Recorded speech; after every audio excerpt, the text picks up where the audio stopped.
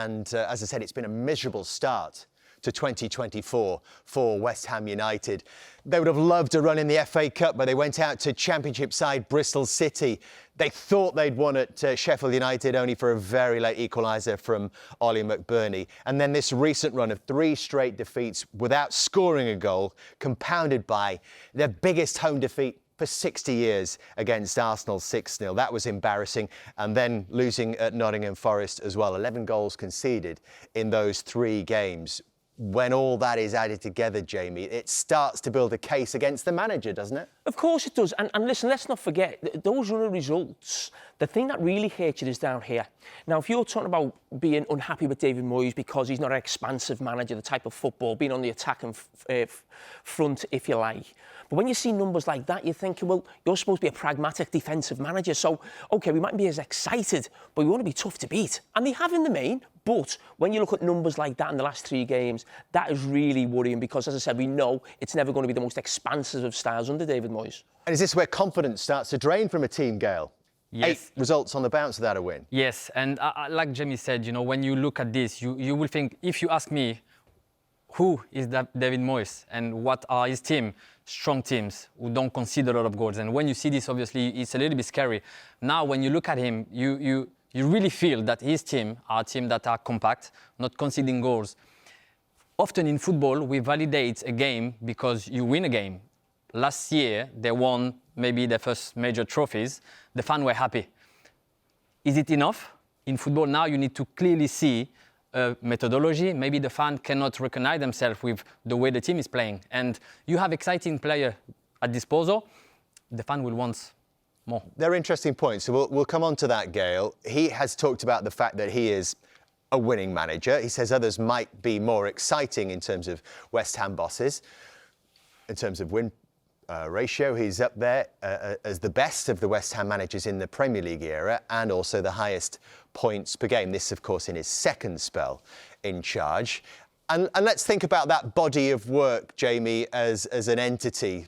When he came in that 2019-20 season and kept the club in the Premier League. And then that following season, that huge leap up to 65 points and a 6th place finish, the club's highest in over 20 years. Only 2 points off the Champions League that season. Followed it up with the club's first successive top 7 finishes. Then that big drop-off, 16 points down to 40 last season. But as Gael says, they won their first major trophy since 1980, the Europa Conference League. And now the 3rd successive European campaign, 10th right now. Maybe part, I don't know others will have their view on that.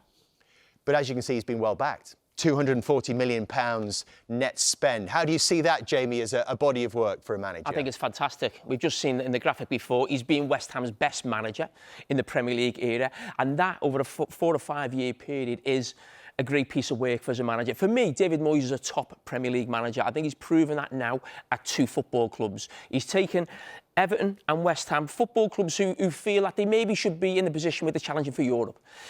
Everton at the time were fighting relegation. When he came in at West Ham, they were fighting relegation. He's now brought both of those football clubs at the time into Europe, where can they get much higher? Make it tough for them, whoever that they bring in. And that, for me, is a great job. And I think that proves what David Moyes' skill set is. He takes big football clubs who feel they should be higher in the table, from the bottom half of the table into European places. So I think that's a fantastic job that he's done. But what about the style, the point that Gael raises? I think the style's a problem. I do. And I totally get where West Ham supporters are coming from, because I feel now the style of football we see that David Moyes plays at West Ham is almost moving out of football. We've seen better managers than David Moyes lose the jobs on their style. Managers who've won trophies, Jose Mourinho, Antonio Conte, Rafa Benitez as well. They're almost like the top managers of this sort of style of play. And the reason I accept and understand, and I'm totally with the West Ham supporters' frustration is, I think the football we're watching now in the Premier League, I think the only way a supporter accepts a team who sit back, play on the counter-attack, wait for set pieces, is a team fighting relegation. West Ham are not a team right now who should be thinking about fighting relegation. You mentioned the actual spend as well. This is a team with real attacking players, so I get the style concept, and you actually look at some of the numbers here, this is just from this season. Now, goals, you'd expect a David Moyes team to be 10th in the table. 10th in the table, yes. But goals conceded, it shouldn't be that low. Because, as I said, this is supposed to be a team who is strong defensively, a pragmatic manager. Shots should be higher with that when you think of some of the players. They've got Paqueta, Kudus there as well. Shots faced, they're supposed to be tough to beat. So the underlying numbers this season show they're actually having a poorer season than probably being 10th in the league. And we talk as well about some of the trends of modern football, particularly in the Premier League, I suppose. A lot of their teams like to see their fans like to see their sides dominate the ball. It's not happening with West Ham. They're 16th for possession. Field tilt, which is a measure of possession in the final third. Only Sheffield United actually have a lower figure than West Ham United. Again, they're not worried about passing the ball short. And then you look at the pressing. The modern trend is to have teams that win the ball high up the pitch, but as you can see, they're quite passive. The opposition passes defensive action. Only Nottingham Forest have a higher number than that, and they've only won the ball in the final third 4 times. And all this, and I don't know if this adds fuel to the fire as well, is with a team that has an average starting 11 age of over 28. There's only one team which is older in the Premier League this season. What would you say about these numbers, Gael, in terms of a modern Premier League football team? First of all, I wouldn't be too worried about those numbers because the philosophy is a personal philosophy. So I think what the fan wants to see at West Ham is a clear philosophy of what we are doing. If we take, for instance, Everton, I'm not a fan of the way they play, and maybe you're not a fan, but when you play against this team, you know what you're going to get from it. Can you win the title with it? Maybe not, but maybe that's not the objective. I think right here, the success of last year are raising the bar so high that now people expect West Ham to play like Man City or like Arsenal. Obviously, it's not that easy. Why? Because, you know, when we see those teams performing week in, week out, scoring goals for fun, it takes courage to get in those small places, you know, for players. It takes details to be able to give and to give an accurate pace. So I wouldn't be too worried on this, but I will want to ask him the question. All the players that you have, are they your players or are they the club's players? Because I really feel that he's the manager, like Jamie said, who likes to be solid defensively. The memories take me back to Everton with long balls and fighting and getting results with that. And I feel that he's probably caught in between what I want to do and what football trend, like you said. But what is a trend? A trend is what the manager wants. They want to win and they want it to be exciting football, I guess. But what do you think the future looks like for West Ham United? And for David Moyes, Jamie, you've seen the banners. There is this talk of a new contract offer being on the table. How do you see it moving forward? I want to start with the banner. I think that's bang out of order, the banner.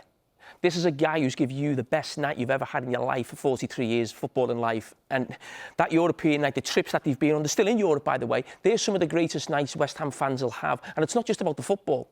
It's going away with your mates, the trips, the memories, the things you got up to, brilliant nights. And as I said, that night they had, the best night they've had since sort of 1980. And who knows how long it'll be before they win another trophy. So for me, the banner is, forget that. He deserves a lot more respect than that, David Moyes. But for me, I totally get where the fans are coming from. They want to go to the game and feel like we're going to be on the front foot. We've got Paqueta, we've got Kudus. Why are we sitting back? Why are we accepting not the biggest teams in the world going to West Ham and dominating, but teams coming there like Brighton or other teams that have come at different times?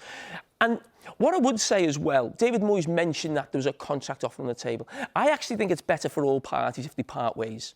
I've said David Moyes has done a brilliant job there. But at the end of the season, for me, I think if there's unrest in the crowd, and David Moyes is not quite sure whether they're with him, you don't need that getting into October, November next season and becomes toxic at that place. He deserves better than that. He's done a brilliant job at West Ham, but the time for me for David Moyes is to move on in the summer.